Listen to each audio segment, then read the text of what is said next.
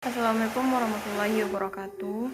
Puji syukur atas kehadiran Allah Subhanahu wa Ta'ala yang telah melimpahkan rahmat dan karunia-Nya kepada kita semua. Baiklah, kami dari kelompok 8 membahas mengenai perilaku konsumen yang beranggotakan saya sendiri, Amalia Jaslin, dan 3 rekan saya, yaitu Apriya Nugraha, Lulu Fazia Septi, dan Nadia Afriani. Baiklah, materi pertama mengenai perilaku konsumen, yaitu pembahasan mengenai pengertian perilaku konsumen.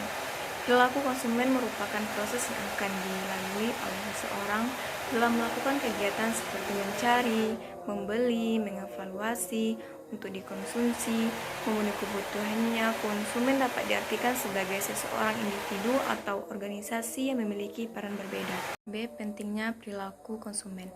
Dalam pentingnya perilaku konsumen ini terbagi pula menjadi 2, yaitu perilaku konsumen penting dalam kehidupan setiap hari dan perilaku konsumen penting untuk pengambilan keputusan. Nah, pada perilaku konsumen penting dalam kehidupan setiap hari, kalau saja setiap konsumen memiliki perilaku yang konsisten, mungkin kajian tentang perilaku konsumen tidak begitu penting.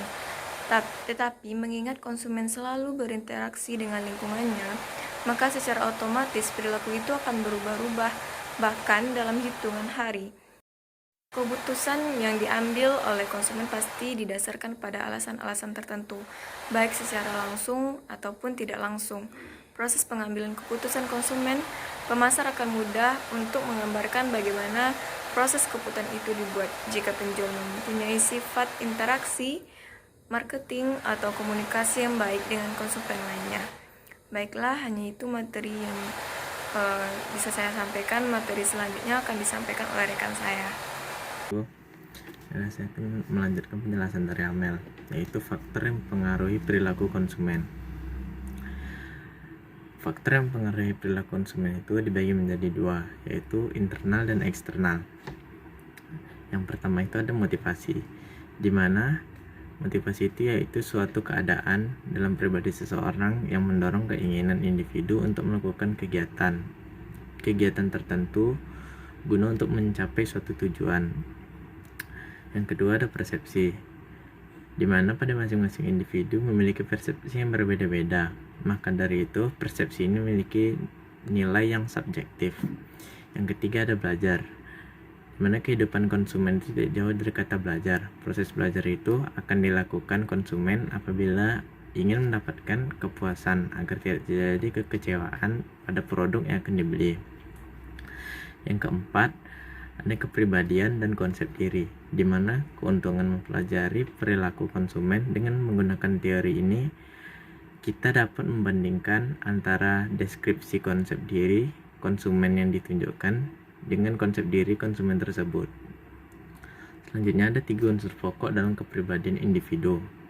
Yang pertama ada pengetahuan, yaitu unsur yang mengisi akal dari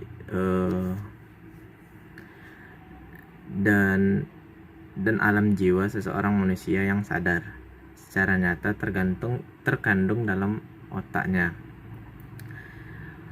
Unsur yang kedua yaitu perasaan, yaitu suatu keadaan dalam kesadaran manusia karena pengaruh pengetahuannya.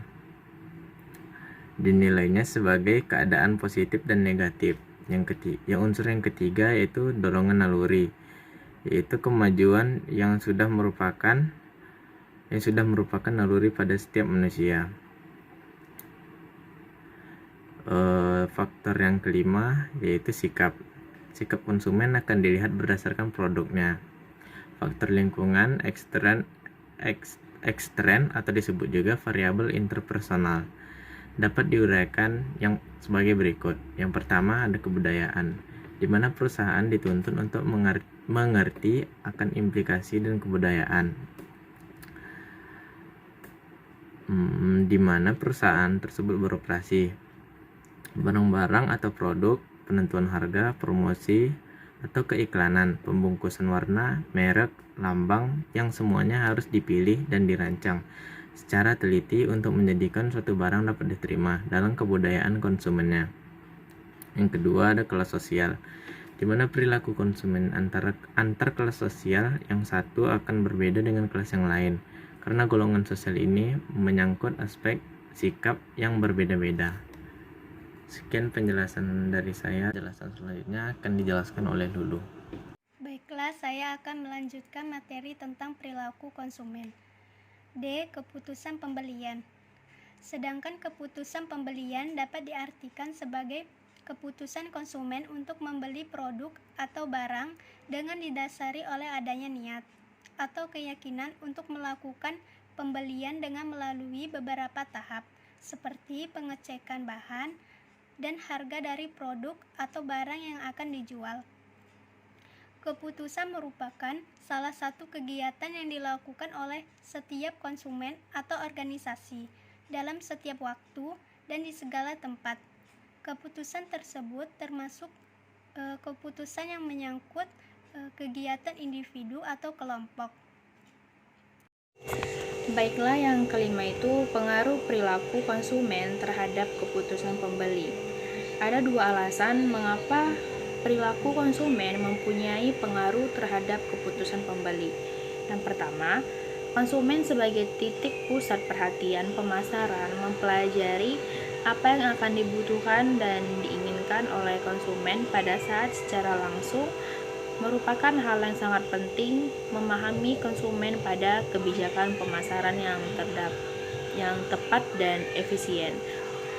Alasan yang kedua yaitu setiap perilaku konsumen yang diambil untuk melakukan pembelian pasti didasarkan pada alasan-alasan tertentu, baik secara langsung ataupun tidak langsung. Dan proses